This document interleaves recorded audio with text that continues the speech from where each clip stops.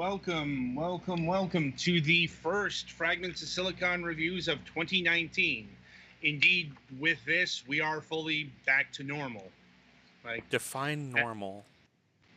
Well, back to, producing our regular episodes at a regular rate. That's certainly normal. And we are starting things off with Lines, aka Lines the Game, aka Lines the Physics Drawing Puzzle, or Dash Physics Drawing Puzzle, depending on which marketplace you purchase it from. I'm not sure if I'd go with physics. I wouldn't either, but that's literally the title of the Android version of this game. Lines Dash Physics Drawing Puzzle. I'm like, look, I'm not the one who named and renamed this. I mean, if you want to get technical about it, the basic name is Lines. The problem is there are other different games called Lines, which is why this thing probably adopted different names on different marketplaces. Mm-hmm. Well, and there are other games called Lines because Lines is a really freaking generic name. Yes. Good luck trademarking that. Mm-hmm. Yeah. I'm like, yeah. Anyway, it's not an inaccurate name, certainly. I'm like, but it's just, it's a pretty nondescript name. Anyway, moving away from that, in case you haven't watched our Wednesday show where we had this game on display, because we got the initial code, my code, from MoveIt. It's just everyone else's copy of Lines. They were not provided by the publisher. Mm-hmm. So, just getting that out of the way. But anyway, yeah, Lines is a puzzle game, but physics really doesn't take into account here.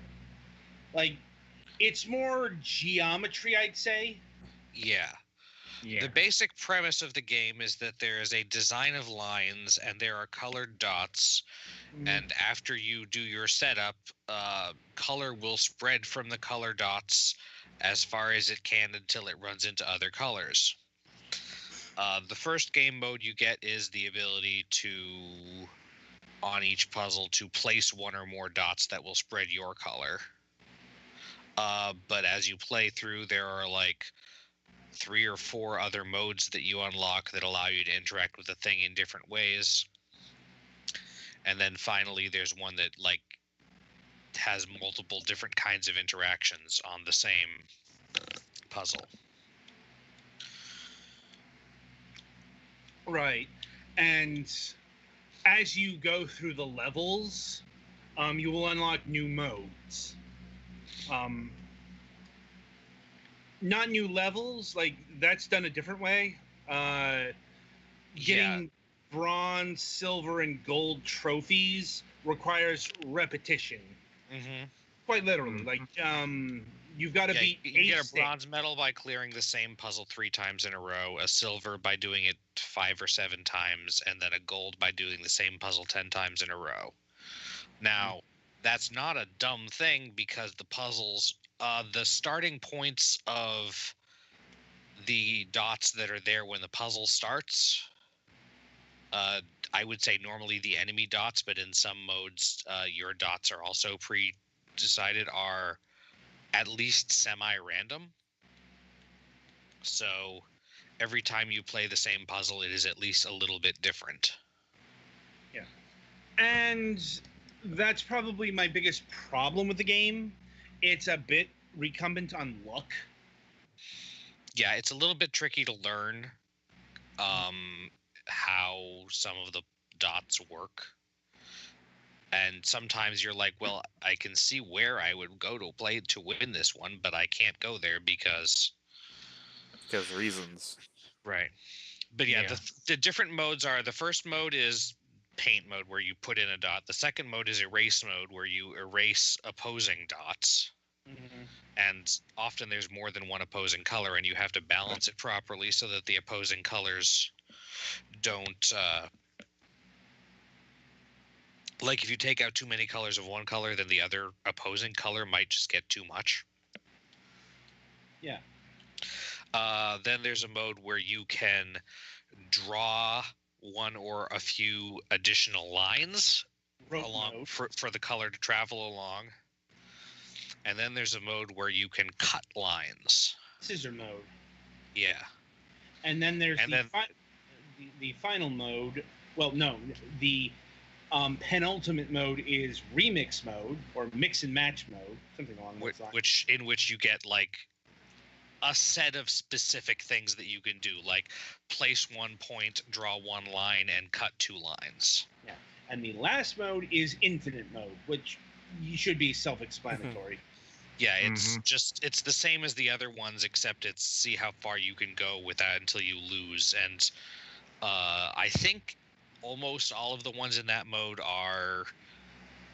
they mix and match, but I don't think I saw any mixes. Although I also didn't get very far, so. It's like, I'll be honest, I played, the basics of each mode to get a handle on it, like, and to unlock everything. But yeah, you have to get up to level 10 in a mode to unlock the next mode, I think. But and then, yeah, and then you have access to like up to level 25 of the mode, and then you have to get at least 1 bronze medal to get up to 30, and then a silver medal to get up to 40, and then a gold to get up to 50 or something like that. Yeah, and to unlock the medals, you've got to win bronze is 3 times, silver is 5 times, gold is 10 times. And 10 times is probably a bit more than you want to be doing most of these stages. So I just suggest finding a map that you find pretty easy and doing that one over and over Which again. is what I did to unlock silver. It's just, trying to go for gold at once is just a little dull. Yeah. And I suppose that gets to my main issue with the gameplay. So this is another one of those games that I'm not sure migrated from mobile or was developed for the PC first. Although it's definitely mobile style. Yeah, it's like because I'm willing to bet that this was a mobile game first because it's got some telltale mobile things going on here. It's got some swipey controls, pretty big menu interfaces. Yeah, I mean, just look at the words on the screen there. Play, like everything, the UI, everything is so fucking huge. That is a telltale sign that this was developed for mobile. Smaller screens. Yeah, not that there's anything wrong with that, but no, I'm not. No, it makes the journey from mobile to PC pretty well. Like honestly, I'd say the biggest annoyance is actually moving through the menus because it's the slide interface. Actually playing the actual game, it works perfectly well with a mouse. It's just this is gameplay that's really suited for the bus. We've talked about this plenty of times before. It's like this is and it's supposed to be a zen, relaxing sort of game, which it can be pretty well until you get really frustrated with a particular thing where the enemy just keeps grabbing all the good points. Yeah. Or where you like make a mistake that you definitely realize you could have seen coming shortly afterwards. Yeah, it's like the levels are it's like everything plays out within seconds.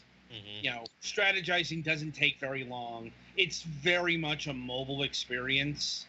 And it's fine on a PC, but once again, this is definitely the kind of game I would be playing, waiting in line, you need to do something for a few minutes kind of deal. Right. I'm in between classes and I don't really feel like going out to the car or whatever.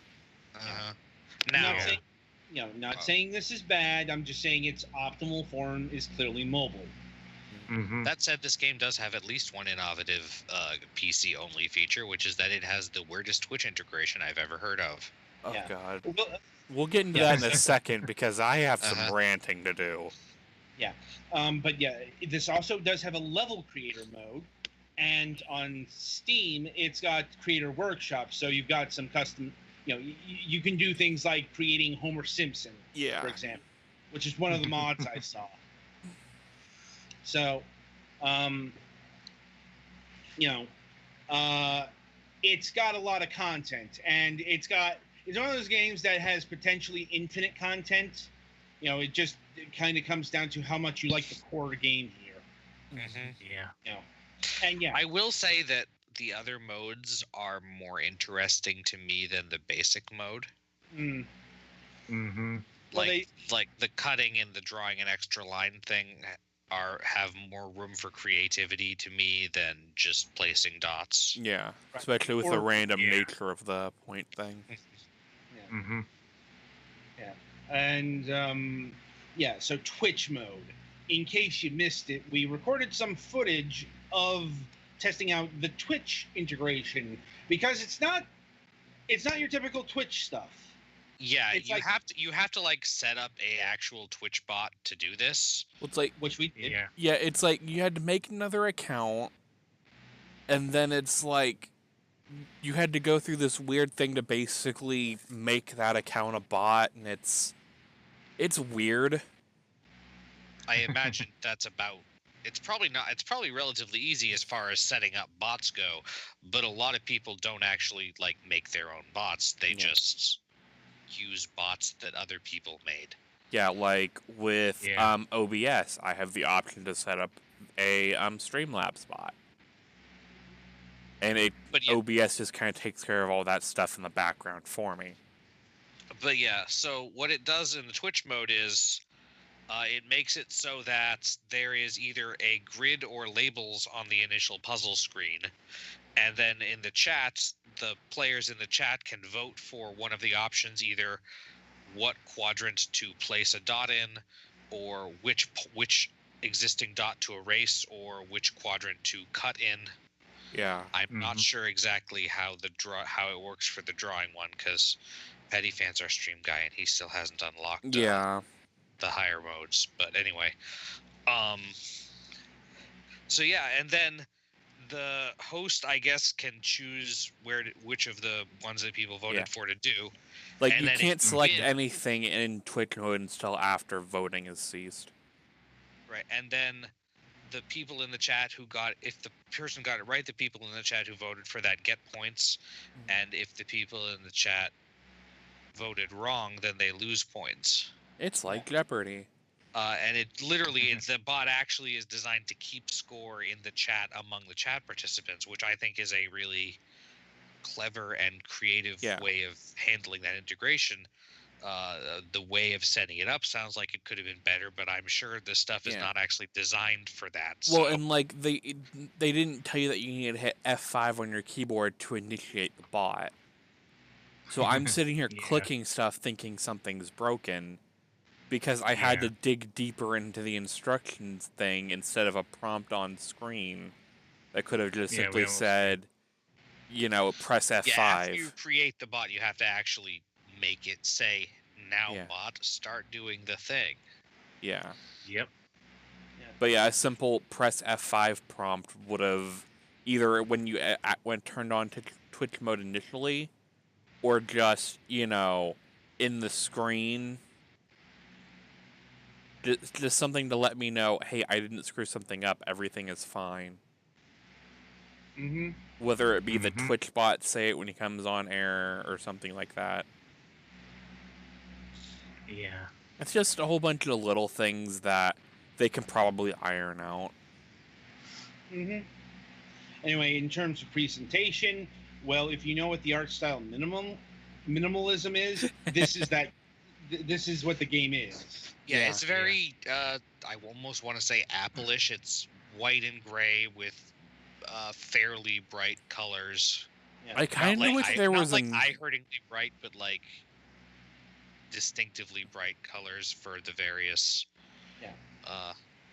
And I've seen similar games like this, like for example, Mini Metro comes to mind. But also, thankfully, this game has a night mode. Yeah, I was about to say, I was asked if it had night mode. And then you can which makes it dark and makes the lines white before you paint on them. Yes. Yeah. Well, and it's like less eye piercing. Good God. Mm-hmm.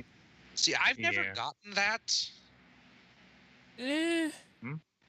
I've never found light back. Like, I use Discord light, and people all say Discord light is terrible, and I'm like, I like white backgrounds. It really depends. Like in the middle of the night, because I have my phone, it's a little more eye piercing compared to the like my phone has an OLED screen, so black pixels are off. So I'm actually saving battery life and stuff in night mode. Okay, that makes sense too. In terms of music, I hope you like minor piano bars. Yeah, I was about to say there was music. There's not a whole lot. The background music is very subtle, if there's anything. But when you are executing a puzzle, it plays a little piano thingy as it fills in more, as the colors fill in the thing. And if you're not winning, it goes a little bit off key. Helps enforce that relaxing Zen atmosphere. And now we come to price. Well, that depends on what we're talking about here. The Steam version, it's currently clocking in at $5, while the mobile versions are ad supported. So they are essentially free. It's just, you have to deal with ads, or you can pay to remove ads for $2. So yeah, what we have here is yet another example of the PC tax, or what, it's like, the mobile versions tend to be cheaper because that's how the mobile market works. Indeed. Granted, we're not talking about too high of a uptick here. It's like $2. I'm also noting a bit of a curiosity here because the Android version is listing in-app products $1.99 per item, which versus the iOS version, which is just saying in-app purchases removes ads $1.99. I'm willing to bet it's just removing ads in the Android because if you're purchasing level packs in one and not the other, well, it's like the iOS version would be better or the Android version would be better. Just on balance. Yeah. But typically we don't really test out the mobile versions of things. We usually play the PC version because those are the easiest to get. Anyway, ultimately it's like I would give this over to the mobile versions because once again the play style on PC is fine. It's just you're probably not going to be playing this game more than 15 minutes or a half an hour until you get bored and play something else. And honestly, I don't even think $5 is too much for it. So no, $5 is not, especially with it's just a matter of accessibility. Yeah. It's also with Steam Workshop, you can basically play anything. If you want to do Homer Simpson's head, rock on. Yeah. It's like, if you want to do various logos, rock on. Yeah. Yep. Yeah, it's like if you want to do a perfect recreation of a maze, the Pac-Man maze, for example. Yeah, you can do that. That would be tricky, but you could do it. Yeah. Or one of those fancy Celtic. I think in the I did try to do a stage creator, and it didn't work very well for me. But I saw an option for like scan existing picture. Right. Yeah, and they have like Bender, the Trinity Knot, stuff like that. Yeah. Point of order is, even